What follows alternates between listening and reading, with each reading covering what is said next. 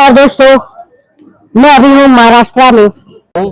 आपने जो कहा था मिथुन चक्रवर्ती, ठीक है, उन्होंने आपको जब किसी की दुकान बंद होने लगती है तो ऐसे बयानबाजी करने से और बीजेपी को खुश करने के लिए, पावर में जाने के लिए ये सब हथकंडे इस्तेमाल किया है। जैसे आज देश में जो भी नेता बीजेपी में आई है, चाहे लेडीज हो चाहे जेंट्स है, सब वही, अभी मैं बोलूंगा तो बोलूंगा ऐसा बोले, सब वही लोग हैं जो फिल्म दुनिया में काम करते, उन्हीं लोगों को लोग आगे करके वोट लेके सरकार में बने रहते। जब मिथुन बीजेपी में एंट्री किए तो पहला बयान भी उनका भी विवादित था कि मैं कोबरा हूं। इसीलिए तो वो एंट्री हुआ कि मैं अपनी टीआरपी के लिए आया हूँ, इसीलिए हार गया बंगाल को, इसलिए अब उसके पास कोई अफसर नहीं था, इसलिए वो ऐसे बयानबाजी किया है। कोबरा में जहर नहीं था, उन्होंने डसा, उसका असर कुछ हुआ नहीं। अब बंगाल की जनता ने उनको वापस सुरंग में भेज दिया। तो क्या लगता है कि मिथुन चक्रवर्ती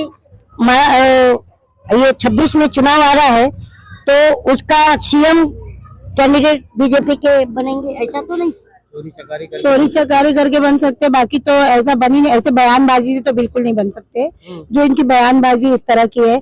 अभी है ना, हमारी जनता जो है ना बहुत एजुकेटेड हो गई है।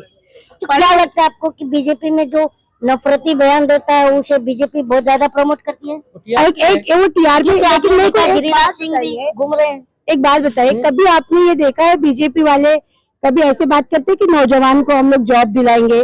कभी इस तरह की बात करते हैं कि फला कौम को हम लोग ये इनका इतना पैसा? उनको कैसे देखते हैं? मिथुन को मैं नहीं देखती। नहीं, मिथुन ने बयान दिया कि कौन है Mithun Chakraborty? I am not like this, मैं नहीं पहचानती। आप नहीं पहचानते? मैं नहीं पहचानती, लेकिन मैं उनके बयान को मैं पूछ रहा हूँ। मैं उसको ही नहीं पहचानती तो उसका बयान सुनता कौन है? मैं क्यों उसको हाईलाइट करूँ?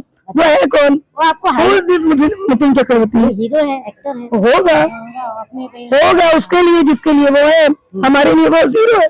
पर पूरी कम्युनिटी को बोला है वो, तो हमारी पूरी कम्युनिटी उसको जीरो साबित करना चाहती है ना।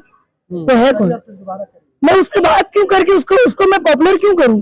हमको उसकी बात ही नहीं करना है, मैं उस बंदे को नहीं। अच्छा, 26 का चुनाव आ रहा है और अमित शाह जी और ऐसे मिथुन और जैसे बहुत सारे बीजेपी के नेता वही चीज कर रहे हैं जो करता है।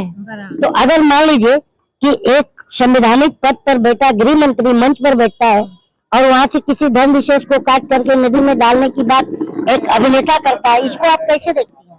बहुत बेकार, ऐसा लगता है ना कि उसे सूली पे चढ़ा दे। पहले बात तो हमारा जो मुस्लिम समाज है उसको, या किसी भी समाज तो बोलने का किसी को नहीं दिया है।